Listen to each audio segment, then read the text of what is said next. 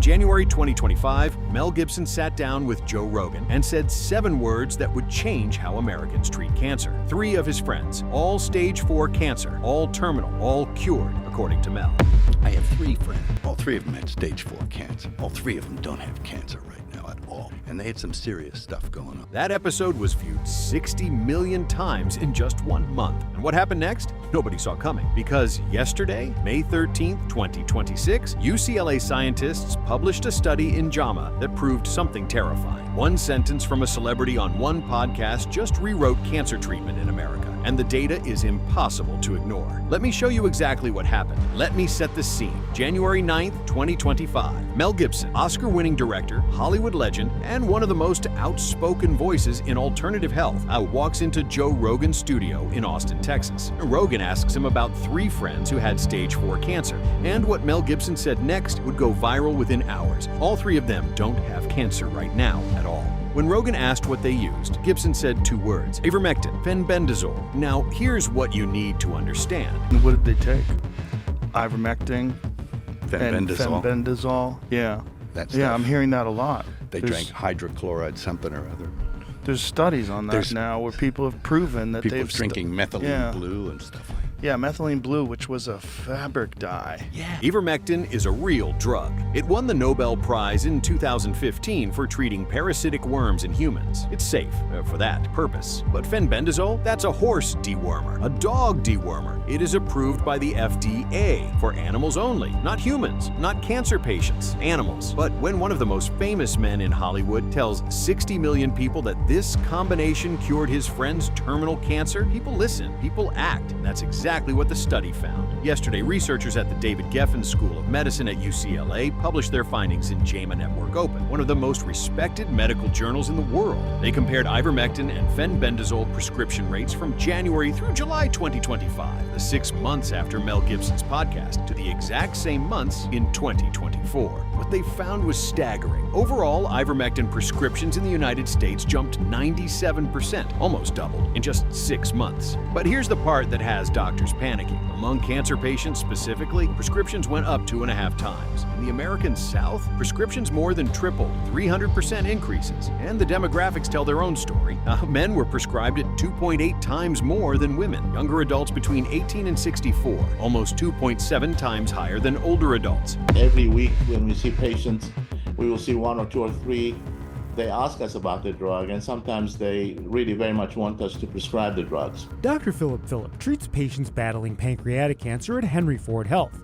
It's one of the most difficult cancers to treat, but he's not convinced ivermectin is the answer. There is a lot of need for something new, but ivermectin at this point in time is not the drug that meets that need. Dr. John Maffei, a senior researcher and an associate professor of medicine at UCLA, said this: when prescribing for an unproven cancer treatment more than doubles after a single podcast, especially among men and people in the South, it raises a concern that patients may be skipping or delaying treatments we know work in favor of something that hasn't been proven. Let that sink in. People with cancer, real cancer, are potentially walking away from chemotherapy, from radiation, from immunotherapy, to take horse dewormer they saw a movie star recommend on a podcast. Now, let me be fair, because this story is more complicated than the headlines make it sound. In February of this year, 2026, the National Cancer Institute actually announced they are studying ivermectin's ability to kill cancer cells. So there is scientific curiosity here. It's not nothing. Lab studies on isolated cells and studies on mice and rats have shown that ivermectin and benzimidazole drugs may have properties that could slow tumor growth. The key word there is MEMAI, in a petri dish in rodents. But here's what's missing: 0 clinical trials that show this combination is safe or effective for treating cancer in humans. Dr. Skylar Johnson at the University of Utah Huntsman Cancer Institute warned reporters that the dose needed to have even a small anti-cancer effect would typically be considered toxic for humans. Toxic, meaning it could poison you. He also raised an even scarier concern, that ivermectin could interfere with how the body processes actual cancer treatments. Meaning, if you're on chemotherapy and you take ivermectin, you might be making your real medicine work less effectively.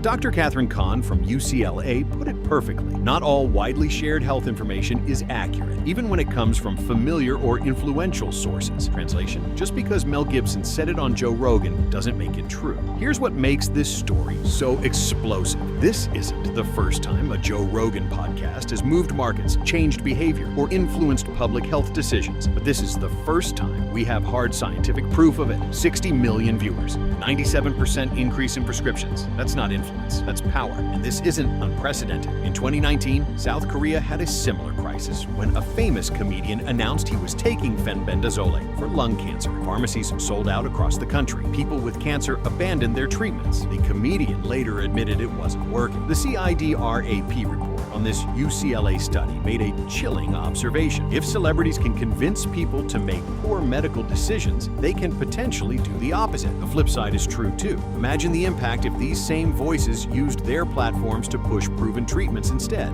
Joe Rogan signed a reported $250 million deal with Spotify and other platforms. He's the #1 podcast in America, according to Apple. Every word he amplifies, and every guest he platforms has real-world consequences. Yesterday, a JAMA study just proved that with numbers. So where does this leave us? With some uncomfortable questions. Did Mel Gibson know his friends weren't actually cured by ivermectin? Were they getting traditional cancer treatments at the same time? Did anyone fact-check before he went on a podcast with 60 million listeners? Does Joe Rogan have a responsibility to push back when guests make medical claims that could literally cost people their lives? Or is the entire premise of his show that anything goes? And the hardest question of all, how many of the cancer patients in that 2.5 times increase walked away from real treatment? How many of them are still alive today? We may never know. What the UCLA researchers proved is something every person watching this video needs to hear. Influence is not information. Charisma is not credentials. And a viral moment can have consequences that last a lifetime. The study is now public. The data is undeniable. And the question facing America right now is simple. When a man with a microphone can change how millions of people fight cancer, who is actually accountable when the science doesn't back him up? Drop a comment. Who's responsible? Mel Gibson, Joe Rogan, the patients themselves, or the platforms making billions while people make life or death decisions based on what they hear? If this video opened your eyes, hit subscribe. I'm breaking stories like this every single day. And share this with anyone you love who's been influenced by celebrity health advice. It could matter more than you think. I'll see you in the next one.